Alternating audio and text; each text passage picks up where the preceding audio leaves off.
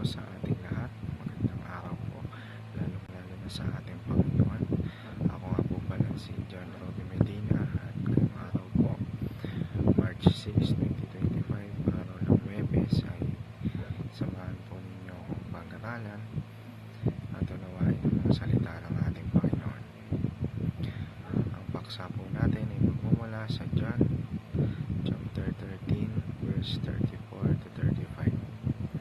Sinasabi po dito, "A new command I give you, love one another as I have loved you, so you must love one another. By this, everyone will know that you are my disciples, if you love one another." Mula sa pamagat ng ating devotion ngayong araw na Paano Lumalim sa Biblia, Special Series 10 of 10, New Covenant Community. At mapunta naman po tayo sa ating katuruan ngayong araw na may paksang The New Covenant Community. Unang-una, sinasabi rito, Jesus Community is built in love. Kumbaga, kapag hindi love ang pinairal, ibig sabihin hindi komunidad ni Jesus Christ yun.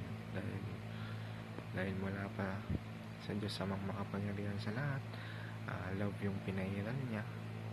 Pwede niya na tayong supilin, ngunit binigay niya pa yung kaisa-isa niyang anak upang tubusin ang ating mga kasalanan at upang bigyan tayo ng buhay na walang hanggan. Sa ikalawa, Jesus' love conquers the world. Yung pagmamahal ng Panginoon sa atin is yun yung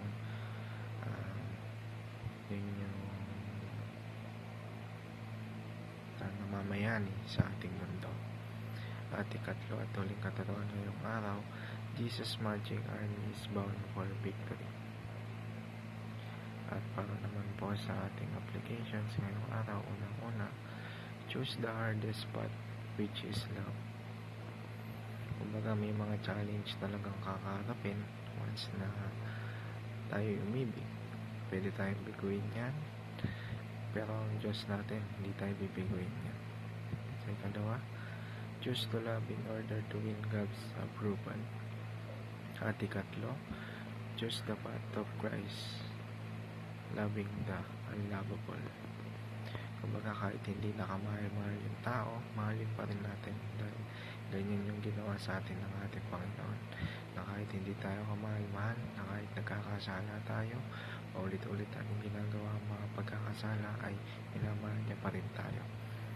At ayun lamang po, papasalamat po ako sa Panginoon sa kanyang pagmamahal, walang asawang pagmamahal at pagbibigay niya sa akin ng biyaya sa araw-araw.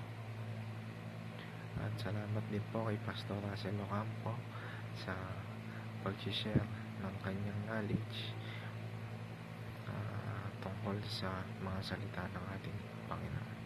Yun lamang po, maraming salamat po. God bless us all.